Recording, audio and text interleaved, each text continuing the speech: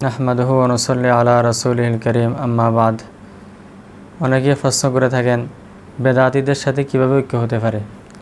তাদের জবাব আমরা বলবো ঐক্য দুই প্রকার। একটা হলো আমলের ক্ষেত্রে ঐক্য, আকীদার ক্ষেত্রে ঐক্য। আমল আকীদার ক্ষেত্রে যে ঐক্য আছে ওই ঐক্যের মধ্যে তারাই শামিল হতে পারবেন যারা আহলুস সুন্নাহ ওয়াল জামাতের অন্তর্ভুক্ত,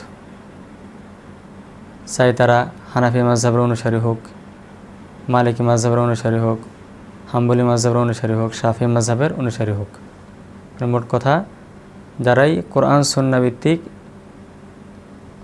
যে সমস্ত মতবাদ আছে ওই সমস্ত মতবাদের অধিকারী হবেন তারাই এই ঐক্যের মধ্যে শামিল হতে পারবেন।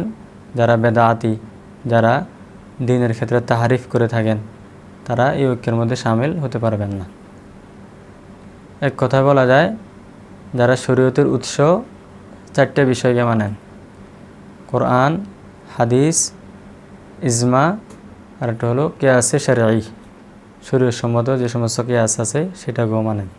আর দ্বিতীয় ঐক্য হলো বিশেষ প্রেক্ষাপটে, মানে এমন প্রেক্ষাপট তৈরি হয়ে গেছে কোনো দেশে, ওই দেশের সমস্ত মুসলমান যদি একমত না হয় তাহলে কুফরি শক্তির বিরুদ্ধে মোকাবেলা করা সম্ভব নয়।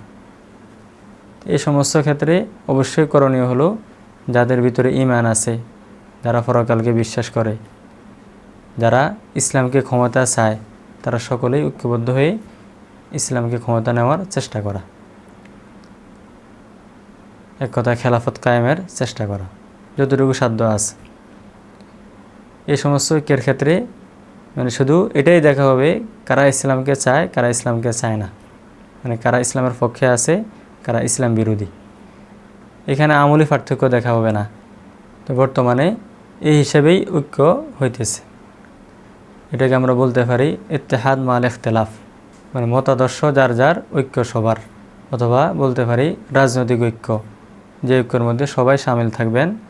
যারাই ইসলামকে ক্ষমতা চান তারাই এই দলে অন্তর্ভুক্ত হতে পারবেন।